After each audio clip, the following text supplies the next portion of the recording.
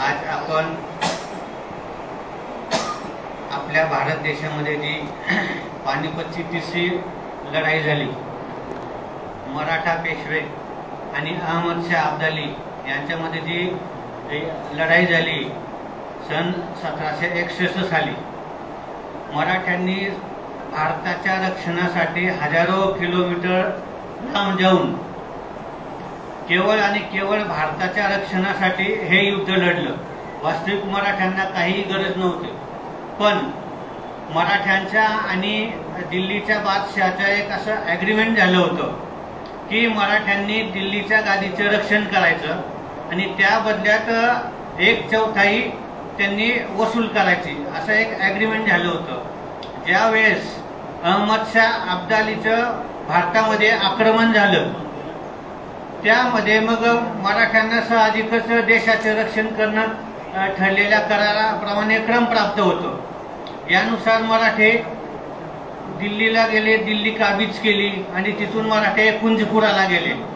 कुंजपुरा मराठ्यांनी काबीज केली, अब्दालीचे शस्त्रसाठा वगैरे संपूर्ण जप्त केला। पण दुर्दैव असं झालं की पेशव्यांची युद्धनीती आणि मराठ्यांच्या युद्धनीतीमध्ये बरंचसं अंतर होतं। छत्रपती शिवाजी महाराजांनी एक असे नियम युद्धाचे घालून दिलेले होते की युद्ध करताना जाताना की हलका शस्त्रसाठा सोबत न्यायचा, हलक्या तोफगोळे न्यायचे, कमीत कमी नुकसान आपलं नुकसान कमीत कमी व्हावं आणि शत्रूचे जास्तीत जास्त नुकसान व्हावं, असं शिवाजी महाराजांचं युद्धतंत्र होतं।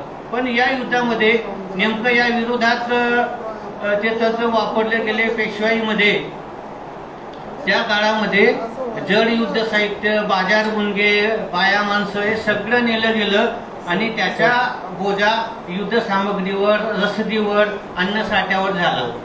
यामुळे पानिपतच्या युद्धामध्ये चुकीच्या युद्धनीतीमुळे त्यामुळे मराठ्यांना उपाशीपोटी युद्ध लढावं लागलं, रसद मिळेनाशी झाली, अब्दालीने नाकेबंदी केली होती, त्यामुळे उपाशीपोटी मराठ्यांना हे युद्ध लढलं गेलं। आणि या युद्धामध्ये दुपारी 1:30 वाजेपर्यंत मराठे उपाशीपोटी जीवाची पर्वा न करता हे युद्ध लढत होतो। अचानक काय झालं की अब्दालीने 10,000चे राखीव सैन्य ठेवलं होतं आणि त्या 10,000 सैन्याला त्यांनी पाठवलं आणि त्यांनी पळून जाणारं जे अब्दालीचं सैन्य होतं त्यांनी रोखलं आणि उपाशीपोटी युद्ध लढताना 1:30 वाजेपर्यंत मराठे हे युद्ध जिंकत होते।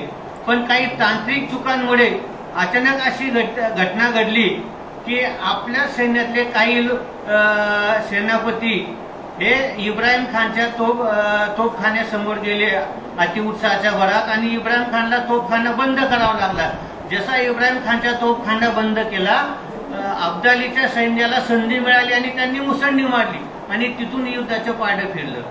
यामुळे काय झालं की मराठ्यांचा एक तांत्रिक पराजय झाला। म्हणजे वास्तविक पानिपतचं तिसरं युद्ध हे, या युद्धामध्ये मराठ्यांच्या पहिली गोष्ट म्हणजे पराभव झालेलाच नाहीये, कारण या युद्धामुळे दोन्हीकडची प्रचंड मनुष्यहानी झाली, वित्त हानी झाली आणि शस्त्रसामग्रीचा साठा नष्ट झाला।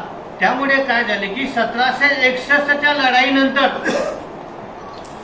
विदेशी आक्रांता भारतावर आक्रमण करण्यात कोणीही विदेशी आक्रांता धजावत नव्हता, कारण त्यांना मराठा शक्ती माहीत होती की मराठा जरी युद्ध तांत्रिक दृष्ट्या हरत असले तरी हे काउंटर अटॅक करतील।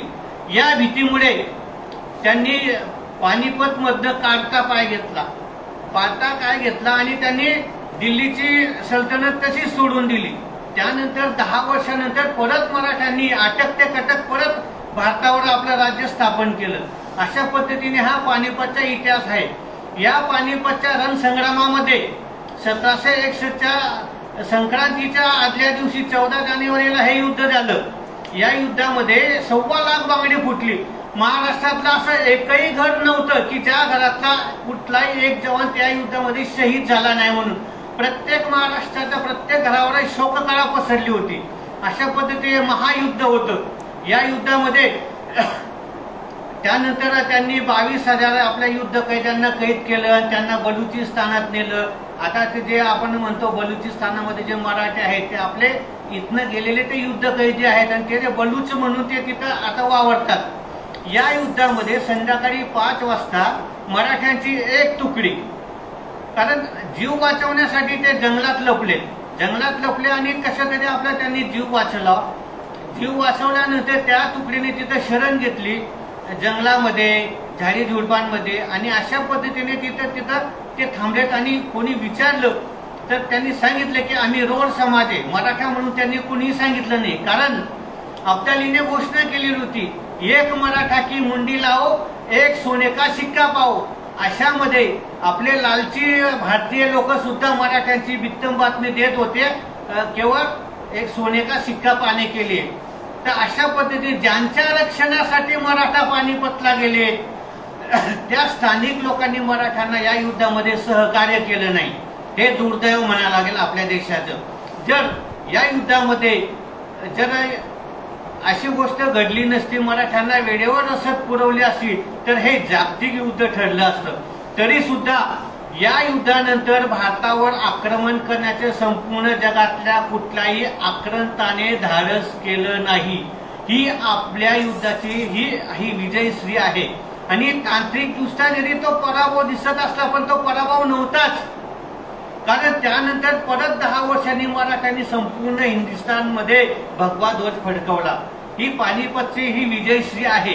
त्या काळामध्ये जे आपले 200-300 लोकांची जी मराठ्यांची तुकडी होती, ते त्या काळामध्ये तिथं पानिपतमध्ये हरियाणा, कर्नाल, कुंजपुरापासून तर पानिपत, कर्नाल या बस्तारा या भागामध्ये ते तिथं राहिले आणि स्थायिक झाले। त्या परिसरामध्ये त्यांना जमिनी मिळाल्या, सगळं काय झालं, आणि ते 2004 पर्यंत रोड या नावाने ते वावरत होते।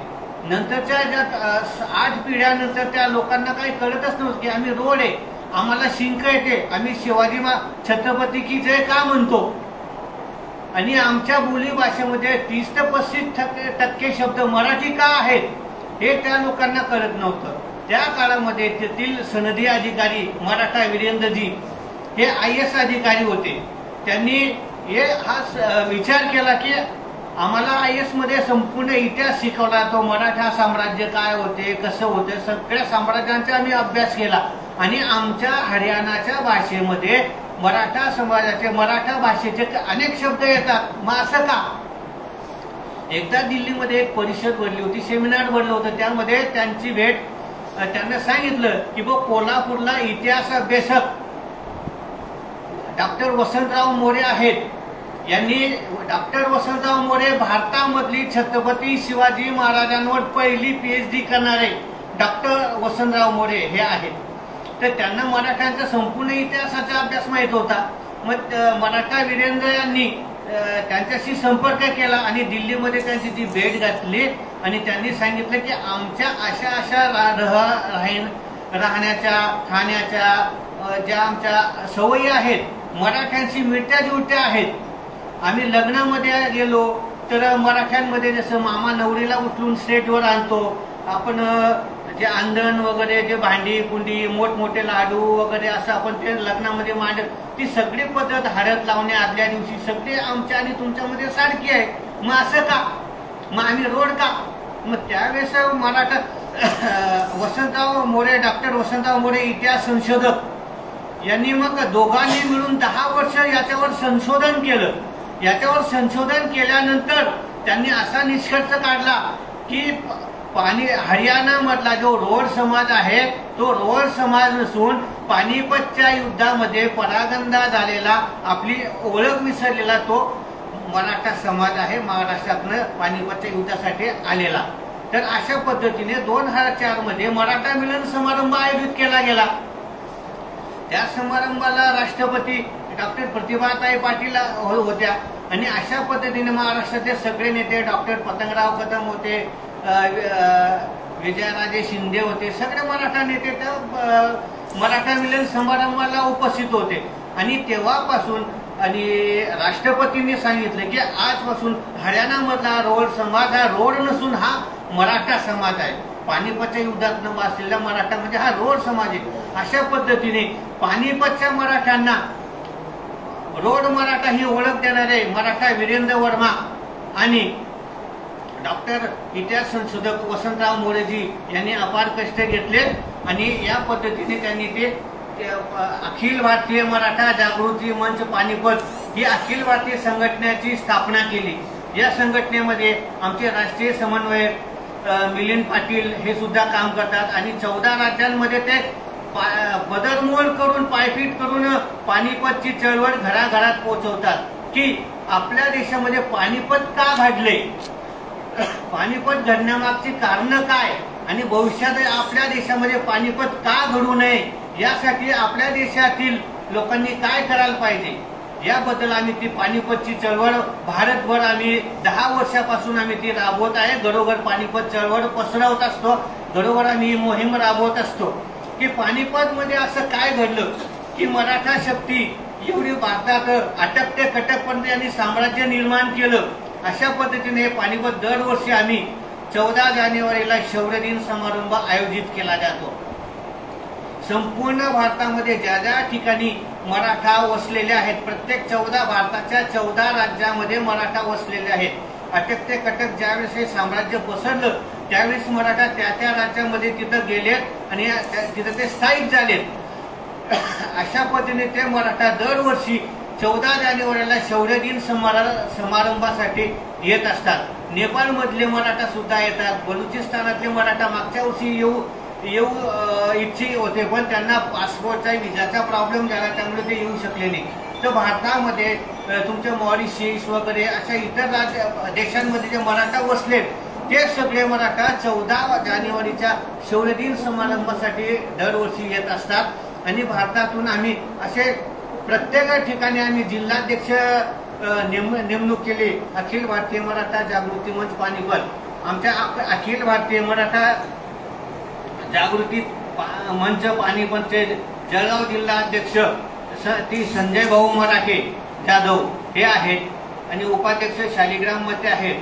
आमच्या अखिल भारतीय मराठा जागृती मंचचे जिल्हाध्यक्ष ती बाळासाहेब गोवर्धन मते हे असून आदरणीय श्री नामदेव भाऊ वाघ हे 5 वर्षापासून या संघटनेसाठी काम करतात आणि मराठा समाजासाठी मराठा समाज काय आहे निवड आणि विशेष म्हणजे नुसतं मराठा समाजाने पानिपतचं ज्यावेळेस युद्ध लढलं 18 पगड जातीचे सैनिक या मोहिमेमध्ये या युद्धामध्ये सहभागी होते। म्हणजे केवळ मराठा असंही नाही, त्यामुळे आम्ही सगळ्यांना असंच आवाहन करतो आणि नामदेव भाऊंनी यावर्षी मान्य केलं की सन 2025च्या 14 जानेवारीच्या शौर्य दिन समारंभासाठी मी 5000 पानिपत प्रेमींना आम्ही केवळ 2500 रुपयामध्ये पानिपतचा दौरा करून आणू। 6 दिवसाचा दौरा असतो, रेल्वे खर्चाने जाणे आणि येण्याचा असा शौर्य दिन समारंभाच्या कार्यक्रमासाठी हा आणि त्या ठिकाणी इतका नेत्रदीपक कार्यक्रम होत असतो की अक्षरशः प्रत्येक जर एखादी व्यक्ती त्या पानिपतच्या कार्यक्रमामध्ये गेले तर ती व्यक्ती तिथंच शपथ घेते की मी आयुष्यभर या कार्यक्रमाला दरवर्षी मी येत राहील। आणि दुसरी गोष्ट ती भूमी आपल्या मराठा सैनिकांच्या रक्ताने ती लाल झालेली भूमी, तिथे गेल्यावर असं प्रत्येक मराठे सैनिक जे येतात पूर्वज असतात ते तिथे येतात आणि त्या ठिकाणची जी माती आहे आपल्या कपाळाला लावून ते धन्य होतात। अशा पद्धतीने त्या मातीचा गुणधर्म आहे। अशा पद्धतीने मराठा एक अखिल भारतीय मराठा जागृती मंच पानिपत या संघटनेमध्ये आम्ही 10-15 वर्षापासून आम्ही हे कार्य करत आहोत। आता यापुढे श्री नामदेव वाघ साहेब 2 शब्द बोलतील।